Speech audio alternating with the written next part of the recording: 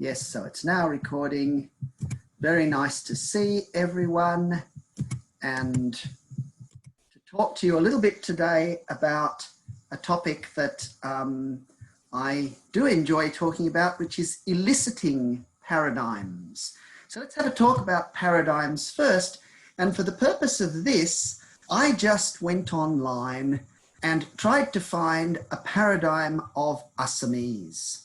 And this claims to be the paradigm system for Assamese for the verb speak in the present tense. I speak English, you speak English, he speaks English, she speaks, well, speaks French, speaks German, she speaks Italian, we speak Arabic, they speak Chinese. And this claims to be a paradigm in Assamese.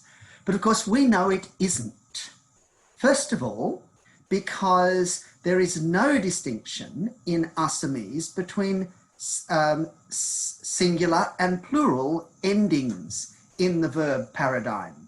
So the form for I speak English, which is moi, or I speak, moi kaon, we speak ami kaon, there is no difference, right? Similarly, there is no difference in the form between they and he and she, and indeed the formal you, apni, either. So what we have here is two of the possible Assamese forms, but this is not an Assamese paradigm. Okay, so I know that you all know Assamese better than me, but I know that this is not an Assamese paradigm. Why? Because I can see that that paradigm bases itself on the original 6 categories in Latin: first, second and third person, singular and plural. But in fact, it doesn't include the second person plural, because in English, but that is also done with you. So you are going could be, or you can speak could be referring to a singular or a plural referent. And it adds the English ones he and she, but it misses important information, because in Assamese there are actually 4 different person forms, which are essentially first person, as in these examples are with the verb to do, and I hesitate to pronounce these because you all pronounce Assamese much better than I do, but moikoru, toikoro, tumikora, teket kore, or apni kore. Right? So there are 4 forms: the U form, the O form, the A form, and the E form. But these do not correspond with the 6 forms of English, which are I, you, he, she, we, and they do not correspond with the 6 forms of Latin either. Okay, so already there is an issue with collecting paradigms, that people might think that the paradigm will cross over from one language to another, but it doesn't. Okay, Assamese is a particularly interesting example because it lacks singular plural distinctions in its verb paradigm, but includes distinctions related to familiarity and formality. Now, that's an unusual system. Nothing like Sanskrit, which is, you know, an ancestor language of Assamese vocabulary at least, but this grammatical feature is not present in Sanskrit, not present in Latin, not present in English, and not present in other languages that I know about. So Assamese is actually probably the most interesting language in this regard that I know. Okay, so let's look at, I'm going to give you an example from the Tangsa languages now and talk through the issue of the problem of doing the elicitation. So the research that I did in 2008 on the Trobe variety of Tangsa established that there is an agreement system marking 5 person/number categories. You'll see the misprint there. Tangsa should be in a capital letter, established shouldn't be. Never mind.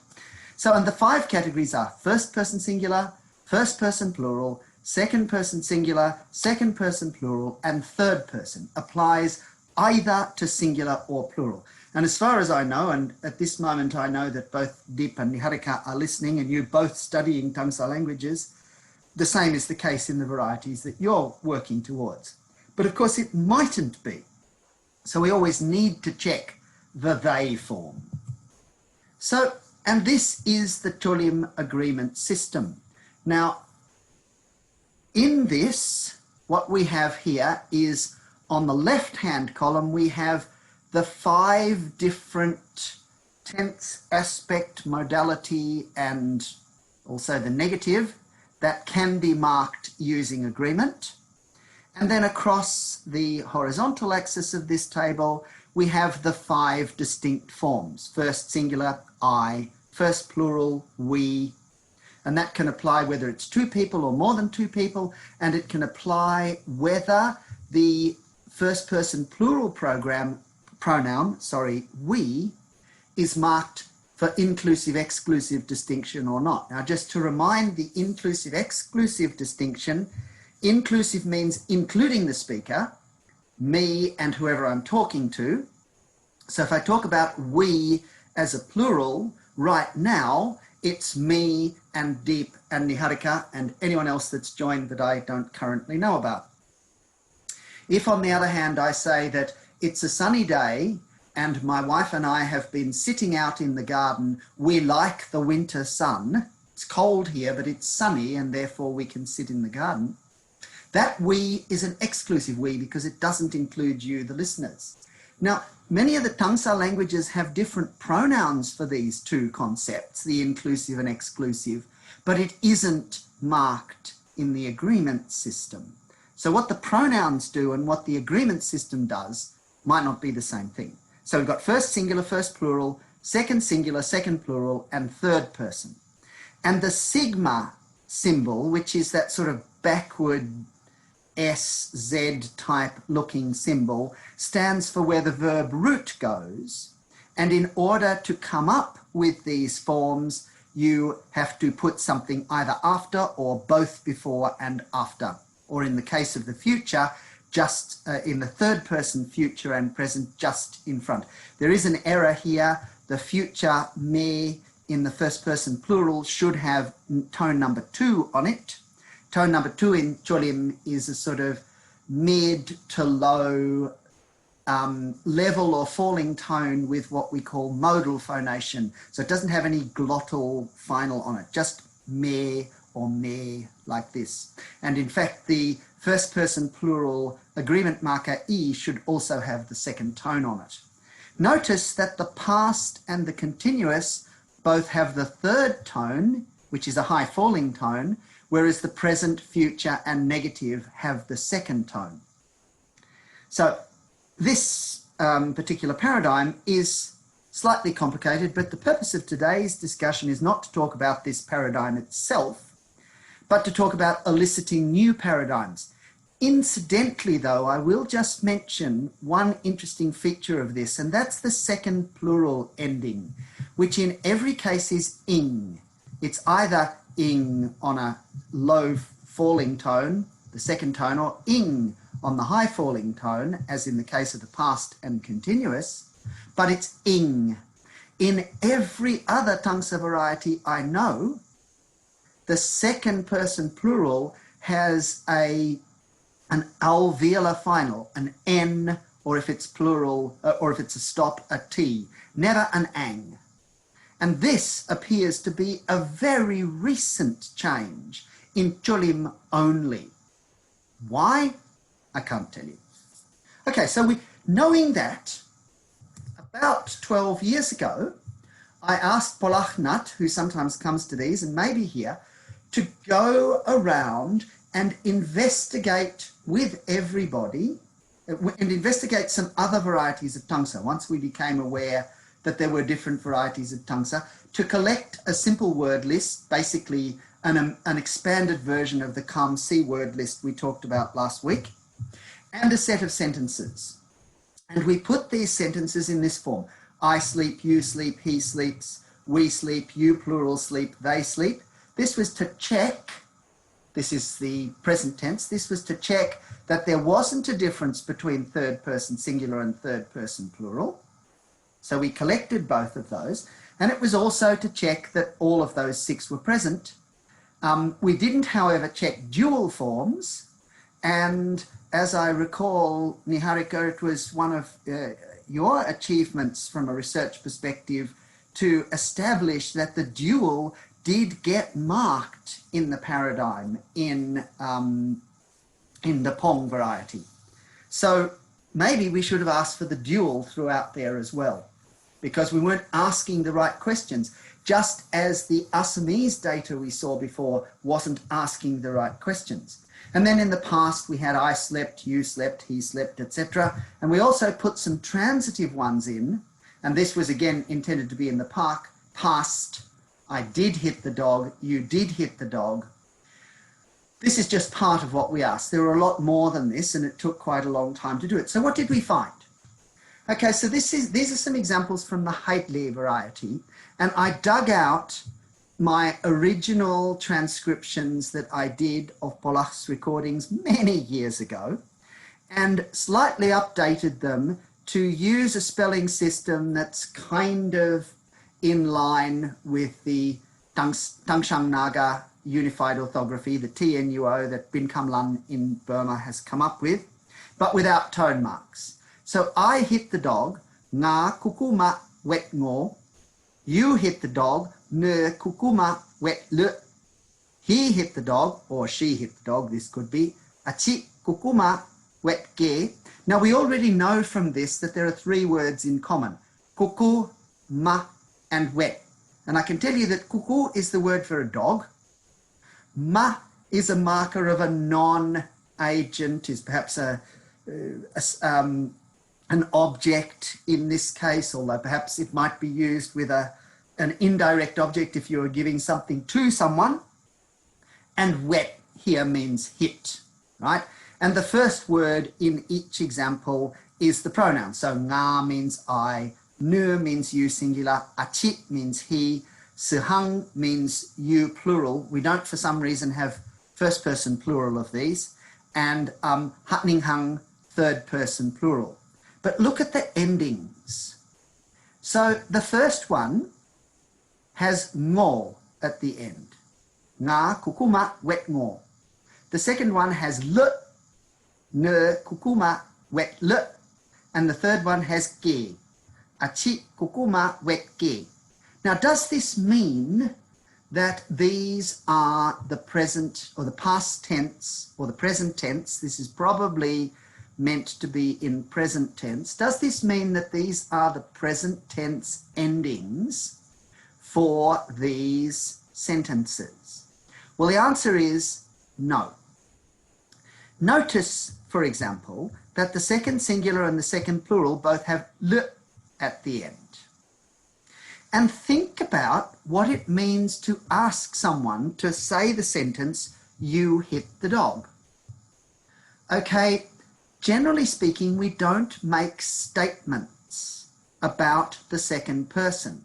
We either ask questions or we make commands, imperatives. We either use the interrogative, the question, did you hit the dog, or are you hitting the dog?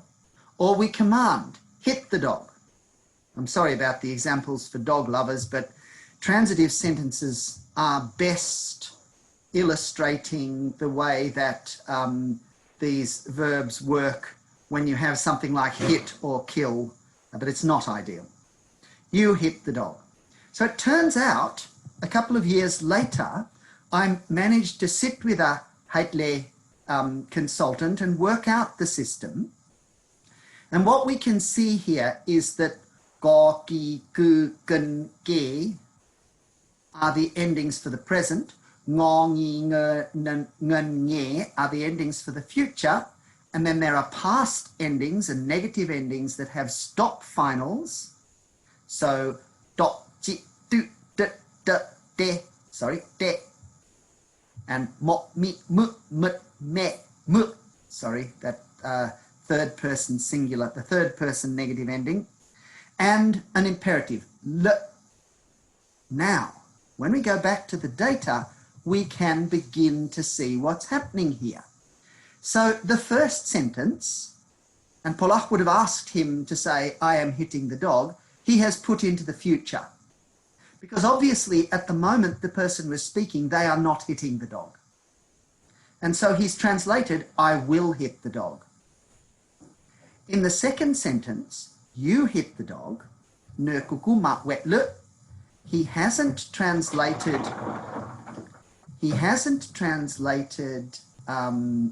you hit the dog, he's translated a command.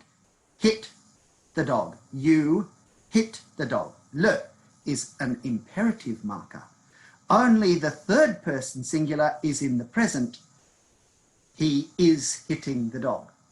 So this speaker didn't, at least at this point in the elicitation, get the idea that we were trying to elicit a paradigm, and consequently these are pretty much all over the place. Now this is a not untypical situation to have. If you try and acquire from speakers, I am sleeping, you are sleeping, he is sleeping, the you is sleeping one, people will often want to turn it into a question or into a command, because those are the things we usually talk about when the subject is you. Okay? It's only years afterwards, when I understood better what was going on here, that the Haidley system came to make sense. I will just point out that there is an imperative acting on first person form, which is something like vu and vun, which parallels in the endings, the forms in the future and the present, whereas the general imperative has endings similar to the negative in the past, so that's of interest.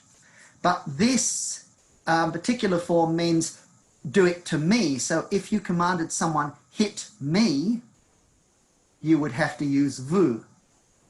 And if you were asking a group of people hit me, you would have to use vun. Now, one of the reasons why this is marked, as I think you both know, is that sentences of that type are very marked sentences. These are atypical things for people to do. Okay, so this is what we actually elicited. A first singular future form for I hit the dog, which I will hit the dog. The second singular imperative form, you should hit the dog. You hit the dog as a command. A third person singular present form, he is hitting the dog.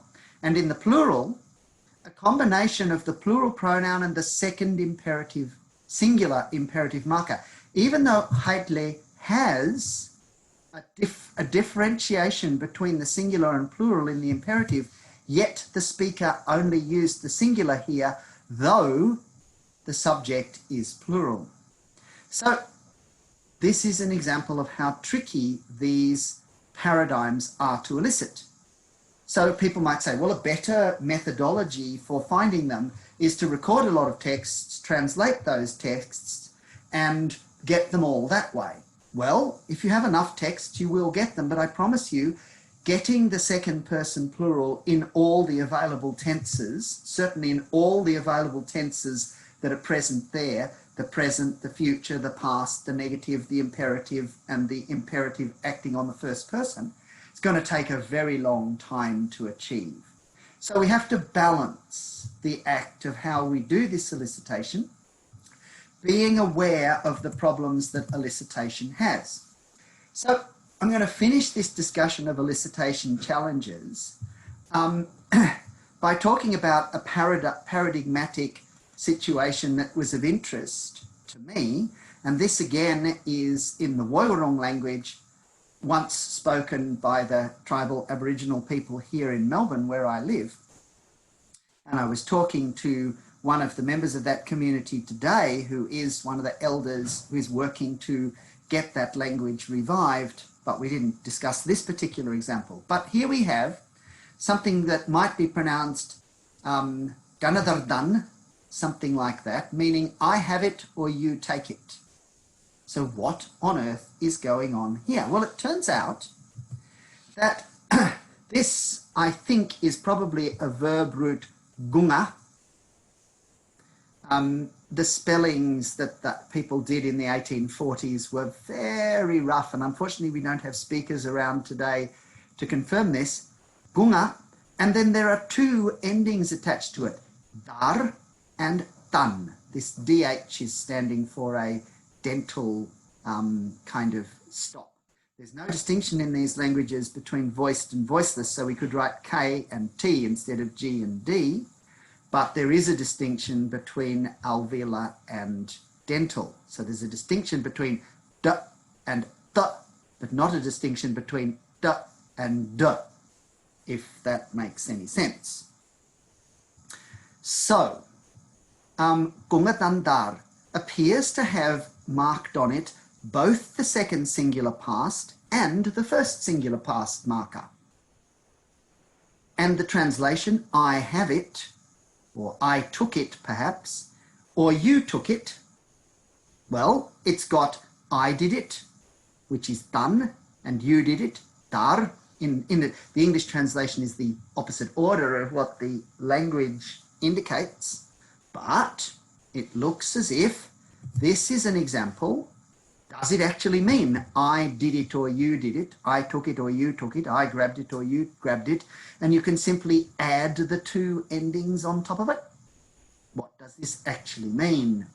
So this brings us back to the point that I was making earlier with the examples here, the Haidley examples, that even though we have recorded what the speaker said, and even if we got all the phonology right, we still might not actually understand what they mean. Okay, so that's my finish for today. So I'm going to